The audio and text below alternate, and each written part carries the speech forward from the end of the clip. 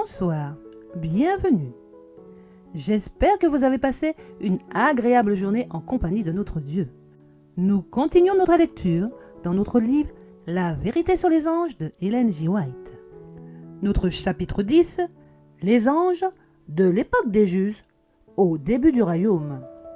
Israël renonce à la théocratie et comme toutes les nations, il réclame un roi.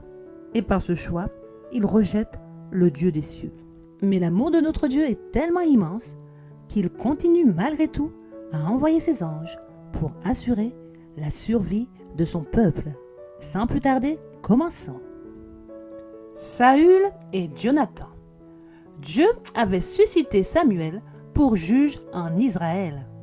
Il était honoré par tout le peuple.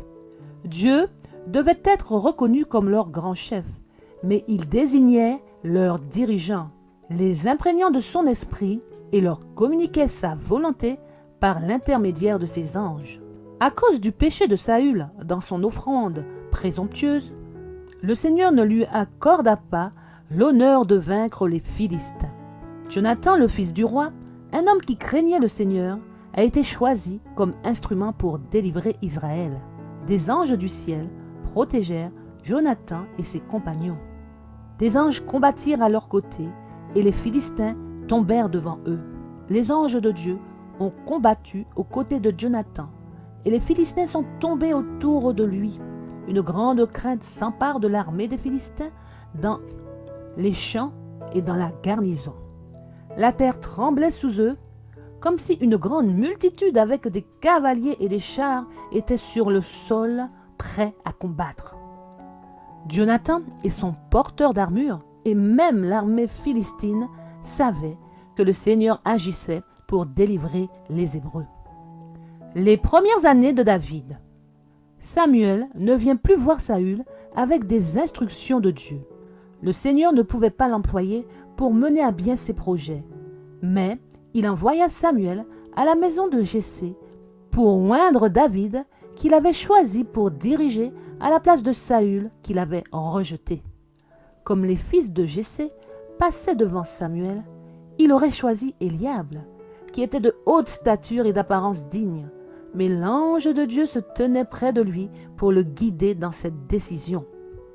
Une décision importante, et il lui a dit qu'il ne devait pas juger d'après l'apparence. Eliab ne craignait pas le Seigneur. Son cœur n'était pas droit avec Dieu. Il ferait un souverain fier et exigeant. Parmi les fils de Jessé, il n'y avait que David, le plus jeune, dont l'humble occupation était de garder les moutons. David n'était pas de haute stature, mais son visage était beau et exprimait l'humilité, l'honnêteté et le vrai courage. L'ange de Dieu signifia à Samuel que David était celui qu'il devait oindre, car il était l'élu de Dieu.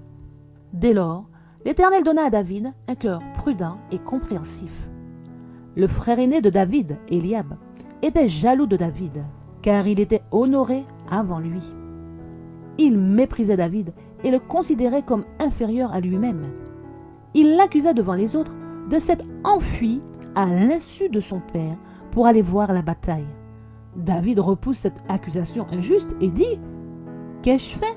N'y a-t-il pas une cause ?»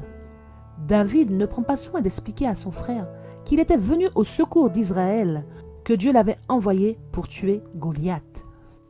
Dieu l'avait choisi pour être le chef d'Israël, et comme les armées du Dieu vivant étaient en grand péril, il avait été dirigé par un ange pour sauver Israël.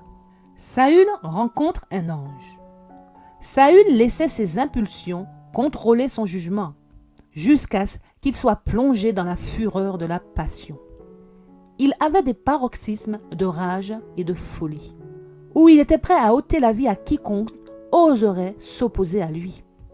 C'est le caractère irréprochable et la noble fidélité de David qui avait suscité cette colère du roi. Il considérait que la vie et la présence même de David lui jetaient un opprobre. Il arriva à Rama et il s'arrêta près d'un grand puits à Séchu. Les gens se rassemblaient pour puiser de l'eau et il s'enquit de l'endroit où se trouvaient Samuel et David. Quand on lui répondit qu'ils étaient à Naïoth, il se hâta de rejoindre cet endroit. Mais l'ange de Dieu le rencontra en chemin et le maîtrisa. L'Esprit de Dieu le tenait dans sa puissance. Et il continuait son chemin en prononçant des prières à Dieu, entrecoupées de prédications et de mélodies sacrées. Il prophétisait la venue du Messie comme rédempteur du monde. Lorsqu'il arriva à Naïoth, à Rama, il mit de côté les vêtements de dessus qui indiquaient sa position, et tout le jour et toute la nuit, il resta allongé devant Samuel et ses élèves, sous l'influence de l'Esprit divin. La séance de Saül à Endor et sa mort. La guerre est à nouveau déclarée entre Israël et les Philistins. Saül avait appris que David et sa troupe étaient avec les Philistins, et il s'attendait à ce que le fils de Jessé profite de l'occasion pour se venger des torts qu'il avait subis. Le roi était dans une grande détresse. Le lendemain, Saül doit livrer bataille aux Philistins. Les ombres d'un malheur imminent s'amoncellent autour de lui. Il aspire à être aidé et guidé, mais c'est en vain qu'il cherche conseil auprès de Dieu. L'Éternel ne lui répondit pas, ni par les songes, ni par l'Urim, ni par les prophètes. Saül dit alors à ses serviteurs, « Cherche-moi une femme qui a un esprit de divination, afin que j'aille la voir et que je la consulte. » Il fut dit au roi qu'une femme qui avait un tel esprit vivait cachée à Endor. Cette femme avait fait alliance avec Satan pour se soumettre à son contrôle et accomplir ses desseins. En retour, le prince du mal faisait des merveilles pour elle et lui révélait des choses secrètes. Se déguisant, Saül partit de nuit avec seulement 2 assistants pour chercher la retraite de la magicienne. Sous le couvert de l'obscurité, Saül et ses assistants traversèrent la plaine et, passant sans encombre l'armée philistine, ils franchirent la crête de la montagne jusqu'à la maison isolée de la magicienne d'Endor. Après avoir pratiqué ses incantations, elle dit « J'ai vu des dieux qui montaient de la terre. Un vieil homme s'avance couvert d'un manteau. » Et Saül comprit que c'était Samuel. Ce n'est pas le saint prophète de Dieu qui est apparu sous l'effet d'une incantation d'une sorcière. Samuel n'était pas présent dans ce repère d'esprit malin. Cette apparition surnaturelle n'a été produite que par le pouvoir de Satan. Les premiers mots de la femme, sous le charme de son incantation, avaient été adressés au roi. « Pourquoi m'as-tu trompé? Car tu es Saül. » Ainsi, le premier acte de l'esprit malin qui personnifiait le prophète fut de communiquer secrètement avec cette méchante femme pour l'avertir de la tromperie qui avait été pratiquée sur elle.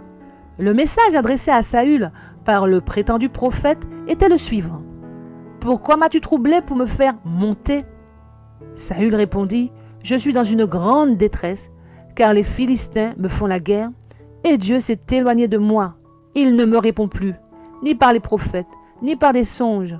C'est pourquoi je t'ai appelé, afin que tu me fasses connaître ce que je dois faire. » Du vivant de Samuel, Saül avait méprisé ses conseils et supporté ses réprimandes.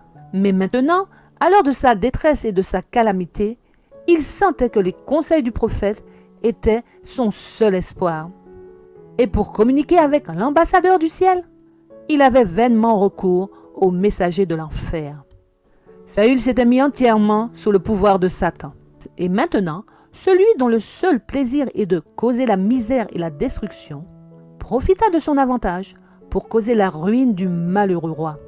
En réponse à l'imploration angoissée de Saül, le terrible message, censé provenir des lèvres de Samuel, arriva. « Pourquoi me demandes-tu cela, puisque le Seigneur s'est éloigné de toi et qu'il est devenu ton ennemi, parce que tu n'as pas obéi à la voix de l'Éternel. L'Éternel livrera Israël avec toi entre les mains des Philistins. » Lorsque Saül a demandé à voir Samuel, le Seigneur n'a pas fait apparaître Samuel à Saül. Il n'a rien vu. Il n'a pas été permis à Satan de troubler le repos de Samuel dans la tombe et de le faire apparaître en réalité à la sorcière d'Endor. Dieu ne donne pas à Satan le pouvoir de ressusciter les morts. Mais les anges de Satan prennent la forme d'amis morts, parlent et agissent comme eux, afin que par l'intermédiaire d'amis morts, il puisse mieux poursuivre son œuvre de tromperie. Satan connaissait bien Samuel. et il savait comment le représenter devant la sorcière d'Endor et énoncer correctement le sort de Saül et de ses fils. Le récit biblique de la visite de Saül à la femme d'Endor a été une source de perplexité pour de nombreux étudiants de la Bible. Certains pensent que Samuel était effectivement présent lors de l'entretien avec Saül, mais la Bible elle-même fournit suffisamment de raisons pour une conclusion contraire. Si, comme le prétendent certains, Samuel était au ciel, il a dû y être convoqué, soit par la puissance de Dieu, soit par celle de Satan. Personne ne peut croire un seul instant que Satan ait eu le pouvoir d'appeler du ciel le saint prophète de Dieu pour honorer les incantations d'une femme abandonnée. Nous ne pouvons pas non plus conclure que Dieu l'a convoqué dans la caverne de la sorcière, car le Seigneur avait déjà refusé de communiquer avec Saül par des rêves, par l'Urim ou par les prophètes. C'étaient les moyens de communication désignés par Dieu, et il ne les a pas négligés pour délivrer le message par l'intermédiaire de l'agent de Satan. Le message lui-même est une preuve suffisante de son origine. Son objet n'était pas d'amener Saül à la repentance, mais de le pousser à la ruine, ce qui n'est pas l'œuvre de Dieu, mais de Satan.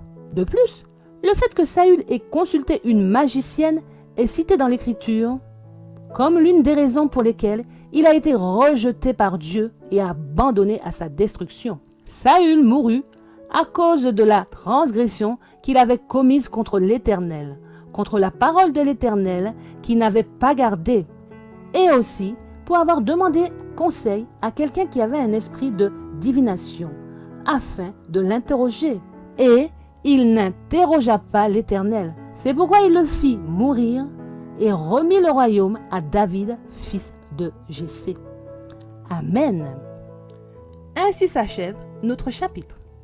Je n'ai plus qu'à vous souhaiter une excellente nuit sous l'égide de notre Dieu.